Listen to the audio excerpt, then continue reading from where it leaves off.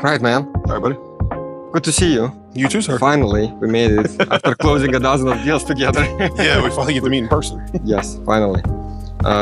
Tell us what's your name and who you are. Oh, okay. Then we're gonna dive deep. I got you. So I'm Jay Holder. I'm a transaction coordinator, investor, things like that. I run Finish Line TC services. So like Gabriel said, we've closed about a dozen deals together, and we got a bunch in the pipeline that we're working on today. Feels like I'm his personal TC. And I'm your personal transaction Absolutely. lender. Yes, sir.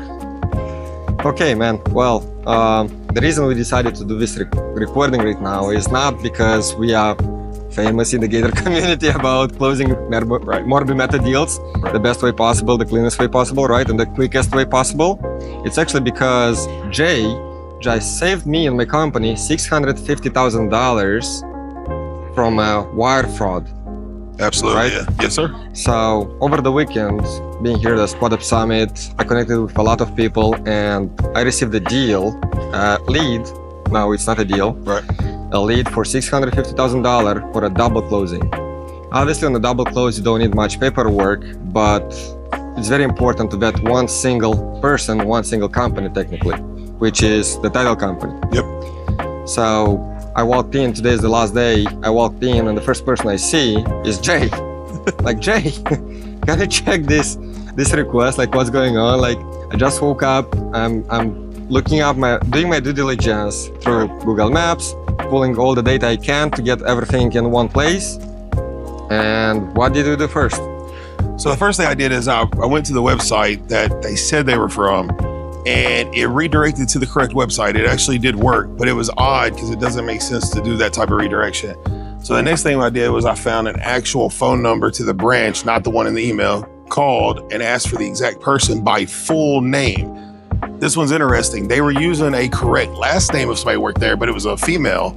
This was a male that was sending it with a completely different first name. And so after going through that, me personally and my company, we have a list of actual escrow agents and things that we've worked with at all the title companies we've ever worked with, which has been probably 1,000 different title companies. That itself is worth hundreds of thousands of dollars. Yeah.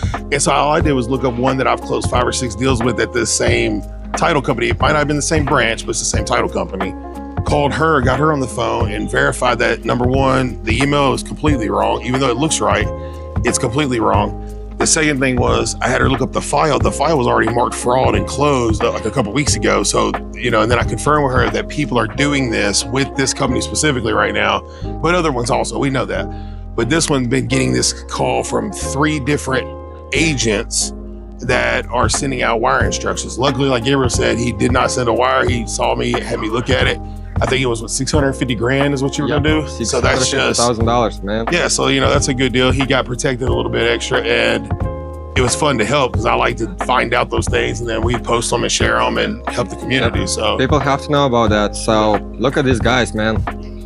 They have an official website. This was Fidelity Title Company. Mm-hmm. So there's the website ending in, their domain ends in .com. This guy ended up building a new domain ending in .org, forwarding everyone to the original and the accurate domain. Now, what I like to do on my end, I always verify the domain for how long it's been active and where is it registered. And pulling up, like, you literally can type in Google domain research, pull up. The domain was registered a month ago, February 21st, 2025. Yep. The biggest red flag again. And then the mailing address is somewhere like in Israel. Like, oh my God, dude, like, since when Fidelity is doing closings in Israel? Yeah, for real. Like, there's no point even to move further. But what you did actually, you called your escrow officer. We got a confirmation, a double confirmation now that everything is being marked as a fraud from a while actually. Yeah. So, man. And the other big thing about that is, like, even looking up the domain is great. The fact that we went to it and it redirected to the correct domain is great. But the biggest thing is the domain that they had, like Gabriel said, was a .org, was on their email. When you call this title company and ask them for their email, they don't even use their domain in their email. So, like, again, if you just go, oh, well, it redirected correctly. Oh, it's their domain in their email, so it's got to be legit. No, they don't even use their domain in their email. They use fnf.com, which is not their domain at all. And so it's like, that's perfect. So when I talked to my escrow agent and I was talking with her, she's like, yeah, that email doesn't even exist. Like, that's not ours. And she gave, and obviously I knew because I had her listed there, but it was good to have that confirmation. So when you call, like, don't just ask easy questions, like ask the hard questions. And if they get upset, that's good. Like, you might be annoying a true agent, but it's better, for Gabriel to annoy a true agent than to lose $650,000. Yeah. Because in that case, he can wire it to me.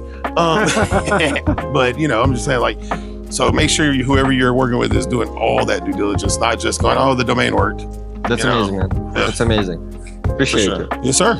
Have another question for you. Uh-huh. Like, every time I'm getting a lead, especially from the Morbi method, every person is the same. Hey, I don't need a TC. Why do you want to get me in touch with a TC?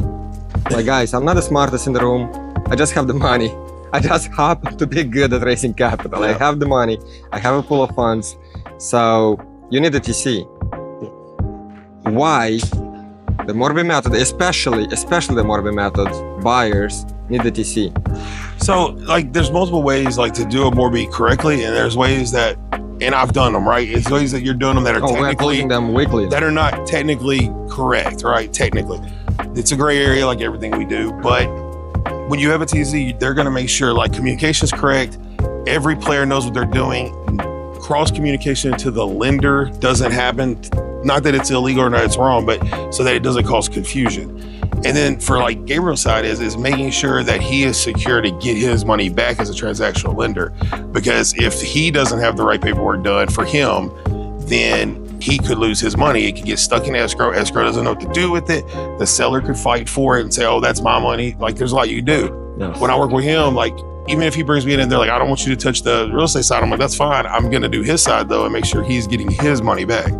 And so that's when we go through all the documents. Now, I've seen some people that are sending some really crazy documents they want done, and I'm like, like 9 properties well, it's not just in that, the middle like, of nowhere. I'm talking about transactional lenders. They're like, they want these documents notarized by a title agent, and I'm like, why? Like, as long as we have all the agreements. I mean, don't get me wrong, notarizing title documents is better, but it doesn't make sense, and it's a little extra work for title, and you can end up upsetting title, which has been happening lately. There's title companies that are getting upset trying to do these transactions because certain people are going over and above and extra zealous when they don't need to. It's really, especially in transactional funding, you're not issuing loans. correct. And So you don't need to have promissory notes. You don't need to have deed of trust. You don't need cross-collateralized properties. No, for me, what I do is I make sure all the correct instructions are there. I make sure title agrees to it. I get a copy of title E&O insurance to make sure they have enough coverage to cover if they mess up. Yep. Outside of that, it's really, it's really cut and dry to make sure. Obviously, there's a lot more in depth to that paperwork, right? But that's like kind of cut and dry. I don't need title notarized documents for the transactional lender because he's getting paid before anybody gets paid out. Yep. Before we release any money. That's the way we have it set up. And then when I do his, I'm the only one that can say release the funds. Like, even Gabriel doesn't even say it. Like, he's like, Jay, all right, he tells me that I can release them, and I tell them, yes, release his funds, then release everybody else's. Yep. So as long as you're getting all those confirmations with title and you've got it all in writing, please always get in writing, email, and never get okay. You got to tell them, they got to say confirm. Like, yes, I agree, or yes, I confirm. Because okay is a vague term. And so, yeah, as long as you have those things, you're protected. Now, as a buyer on there, there's way more things you have to do. So I'm glad when you refer them to me because I'm able to walk them through the 4 or 5 ways you can legally do it. Illegally is in quotations, right? Because again, everything we do is great, but it's creative, and so we figure it out. Appreciate it, man. Yeah. Gotcha. Stay tuned. Yeah, that's fun.